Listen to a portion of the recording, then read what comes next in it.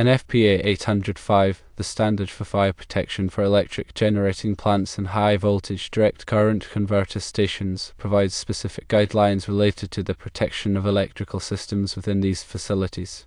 Chapter 11 of NFPA 805 addresses fire protection requirements for various electrical components and systems. A key aspect of this standard is the treatment of specific energy requirements, often referred to as SER. NFPA 805, specifically in Chapter 11.2.6, states that specific energy requirements are not considered to require physical protection. This statement is crucial because it deviates from the general expectation that most critical electrical components need to be physically protected to ensure their continued functionality during a fire event. Understanding the implications of this exemption requires a closer examination of what SER entail and why they are treated differently. Firstly, specific energy requirements refer to the energy needed to perform a specific function within the electric generating plant or high-voltage direct current converter station. This could include the energy required for critical safety systems to operate, such as emergency shutdown systems, cooling systems, or other essential functions that must remain active during abnormal conditions, including fire events. Secondly, the reason for exempting SER from physical protection is multifaceted. One primary consideration is that providing physical protection to all components related to SER could introduce complexities and potential points of failure that might actually reduce the overall reliability of the system. For instance, encasing certain components in fire-resistant materials might impede heat dissipation, leading to overheating and failure. Another consideration is that the design and operational characteristics of SER-related systems often incorporate redundancy and fail-safe mechanisms. This means that even if one component fails due to a fire event, alternative systems or components can take over to ensure the required function is still performed. Additionally, the overall fire protection strategy for the facility might include measures such as fire suppression systems, fire detection systems, and fire barriers that collectively reduce the risk of fire-related damage to SER components. Therefore, the decision to exempt SER from physical protection is not taken lightly but is based on a comprehensive assessment of the overall risk and the effectiveness of alternative protection measures. To further elaborate on the implications of NFPA 805, it's important to understand the scope of this standard. NFPA 805 is specifically designed for electric generating plants and high-voltage direct current converter stations. These facilities have unique fire protection challenges due to the presence of high-voltage equipment, large quantities of flammable materials, and the critical importance of maintaining continuous operation. The standard provides detailed requirements for fire prevention, fire detection, and fire suppression, as well as specific guidance on the protection of electrical systems.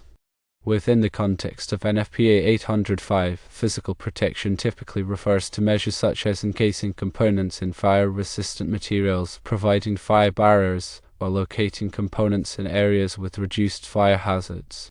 These measures are intended to prevent or delay fire-related damage, allowing critical systems to continue operating during a fire event. However, as noted earlier, the standard recognizes that in some cases, physical protection may not be the most effective approach for ensuring the reliability of SER. Instead, alternative protection measures such as redundancy, fail-safe mechanisms, and comprehensive fire protection strategies may be more appropriate. It is also important to note that the exemption of SER from physical protection does not mean that these components are completely unprotected. Rather, it means that the focus is shifted from physical barriers to other forms of protection that are deemed more effective in the specific context of the facility. These alternative protection measures might include the following: 1. Ensuring that SER-related systems are designed with redundancy, so that if one component fails, another component can take over. 2. Implementing fail-safe mechanisms that automatically activate in the event of a fire, such as emergency shutdown systems or backup power supplies. 3. Providing fire suppression systems, such as automatic sprinklers or gaseous suppression systems that can quickly extinguish a fire and minimize damage to SER components. 4. Using fire detection systems, such as smoke detectors or heat detectors, to provide early warning of a fire and allow for prompt response. 5. Implementing fire prevention measures, such as proper housekeeping, control of flammable materials, and regular inspections to reduce the risk of fire ignition. 6. Conducting regular testing and maintenance of SCR-related systems to ensure that they are functioning properly and are ready to respond in the event of a fire. 7. Developing and implementing a comprehensive fire protection plan that addresses all aspects of fire safety, including prevention, detection, suppression, and emergency response. This plan should be regularly reviewed and updated to reflect changes in the facility or the applicable codes and standards. In addition to the specific requirements of NFPA 805, it's also important to consider other relevant codes and standards that may apply to electric generating plants and high-voltage direct current converter stations. These might include the National Electrical Code, also known as NFPA 70, which provides general requirements for electrical installations, as well as other NFPA standards related to fire protection and life safety. It is essential to ensure that all applicable codes and standards are followed to maintain a safe and reliable facility.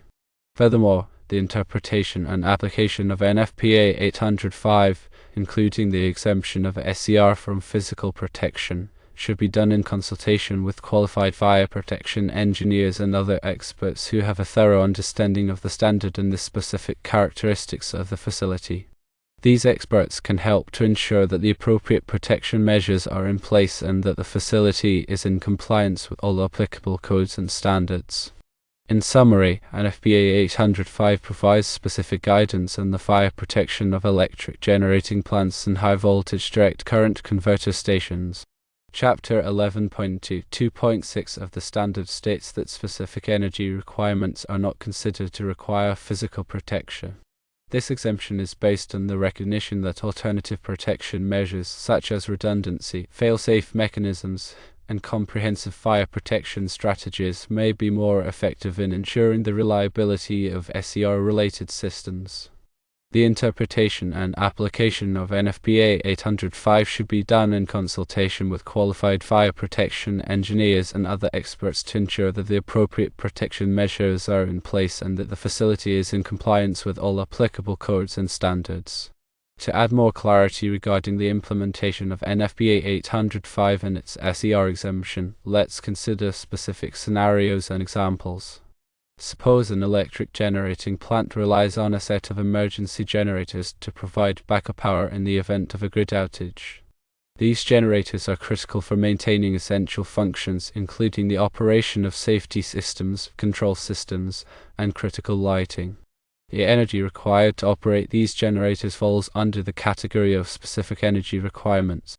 According to NFPA 805, instead of physically protecting each generator component with fire-resistant materials, the plant might choose to implement a robust fire suppression system in the generator room, ensuring that any fire is quickly extinguished before it can cause significant damage. Additionally, the plant might incorporate redundant generator sets so that if one generator fails due to a fire event, another generator can immediately take over. Another example could involve a high-voltage direct current converter station that uses a complex cooling system to dissipate heat generated by the high-voltage equipment.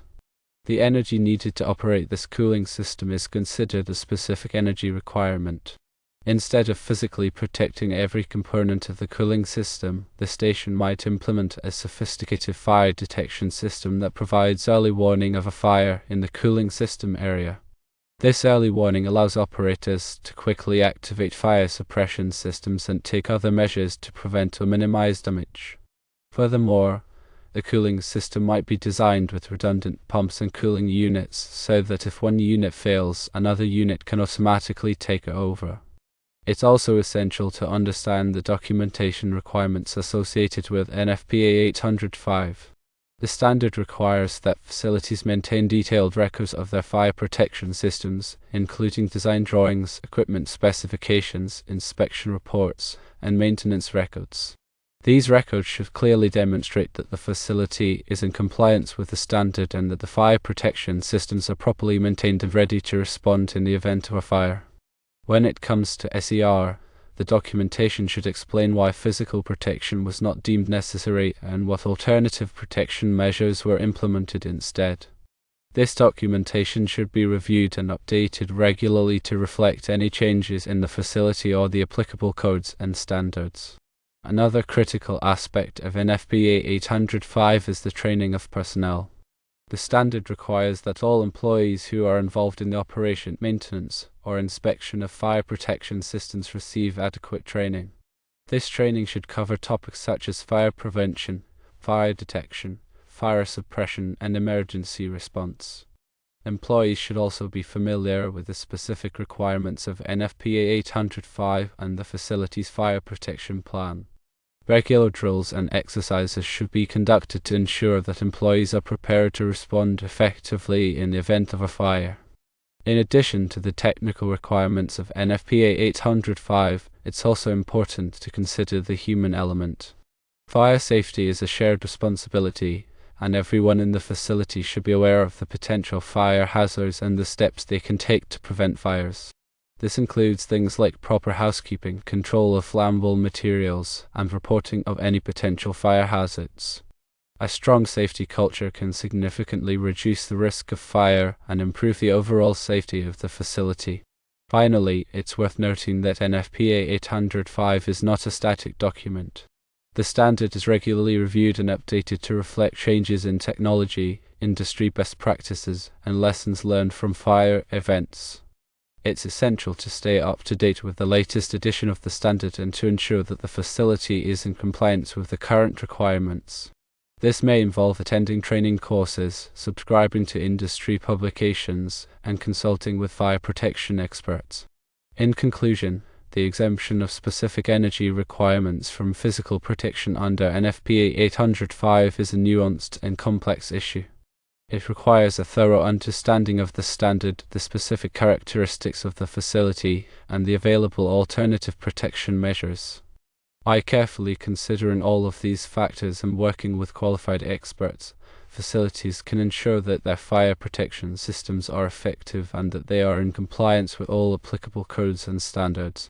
And remember, the overall goal is to protect life, property, and the environment from the devastating effects of fire. Further elaboration is possible.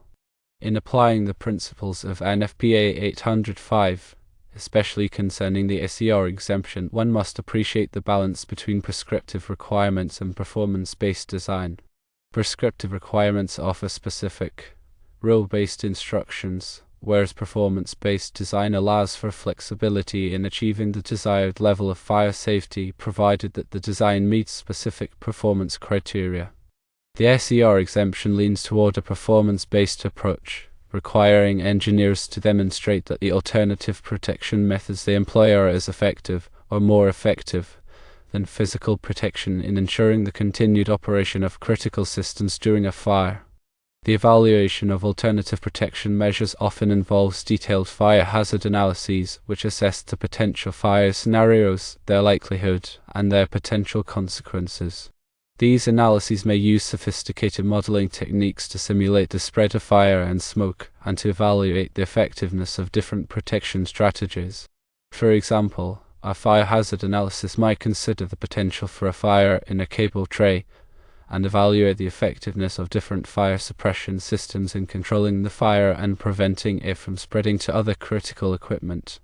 The analysis might also consider the impact of the fire and the operation of the emergency generators, and evaluate the effectiveness of redundant generator sets in ensuring the continued supply of power to essential systems. The results of the fire hazard analysis are then used to develop a comprehensive fire protection plan that addresses all potential fire scenarios and outlines the specific protection measures that will be implemented. This plan should be regularly reviewed and updated to reflect any changes in the facility or the applicable codes and standards. Another important consideration in applying NFPA 805 is the concept of defense in depth. This approach involves implementing multiple layers of protection to reduce the risk of fire and to minimize the potential consequences of a fire event. Defense in depth might include measures such as fire prevention, fire detection, fire suppression, and structural fire protection. Each layer of protection is designed to provide a specific level of protection, and the combination of all layers provides a robust defense against fire. For example, a facility might implement a strict fire prevention program to reduce the risk of fire ignition. This program might include measures such as regular inspections, proper housekeeping, and control of flammable materials. The facility might also install a fire detection system to provide early warning of a fire event.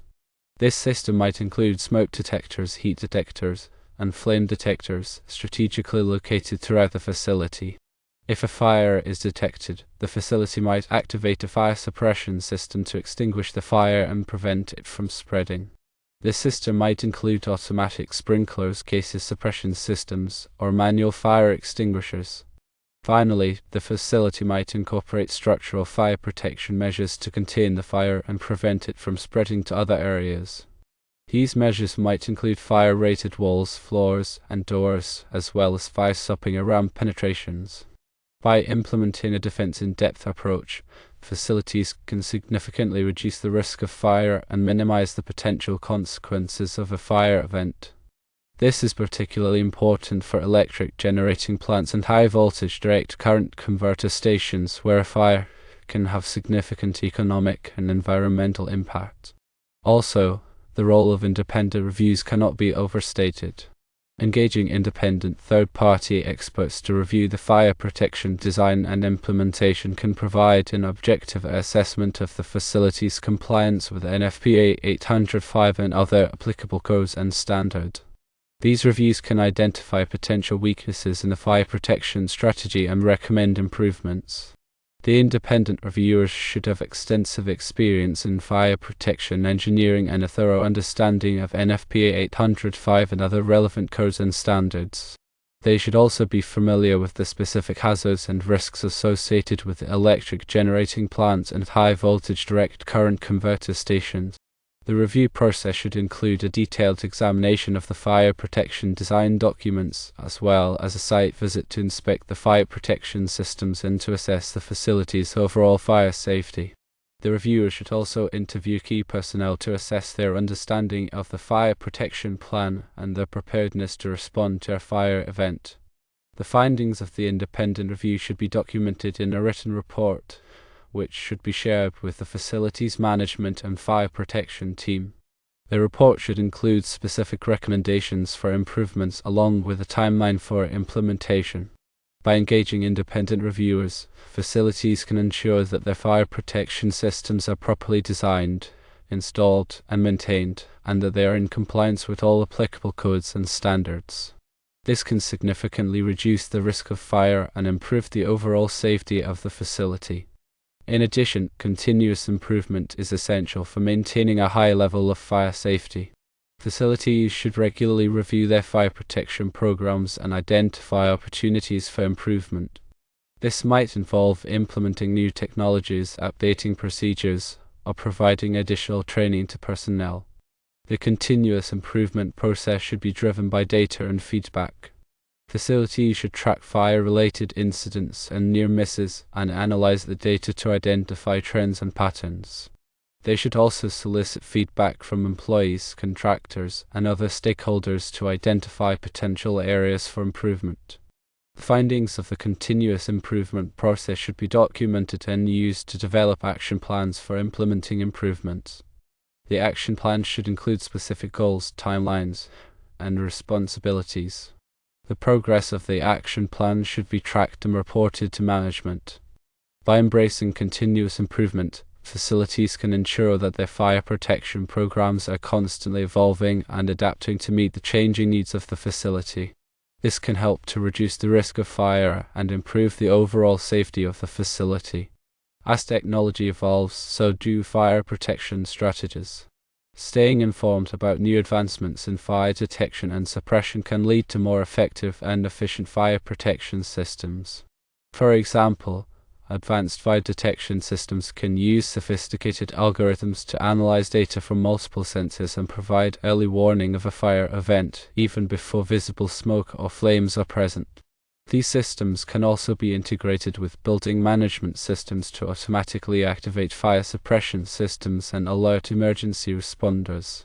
In terms of fire suppression, new technologies are constantly being developed to provide more effective and environmentally friendly fire extinguishing agents. These agents might include water mist systems, which use finely atomized water to cool the fire and displace oxygen, or gases suppression systems, which use inert gases or chemical agents to suppress the fire without damaging sensitive equipment. By staying informed about new technologies, facilities can ensure that they are using the most effective fire protection systems available. However, it's important to carefully evaluate new technologies before implementing them to ensure that they are appropriate for the specific hazards and risks of the facility. This evaluation should consider factors such as cost, performance, reliability, and environmental impact. Finally, collaboration and communication are crucial for effective fire safety. Facilities should work closely with local fire departments, insurance companies, and other stakeholders to develop and implement comprehensive fire protection plans. They should also communicate regularly with employees, contractors, and visitors to ensure that they are aware of the facility's fire safety policies and procedures. This communication should include training, drills, and awareness campaigns. By fostering a culture of collaboration and communication, facilities can create a safer environment for everyone.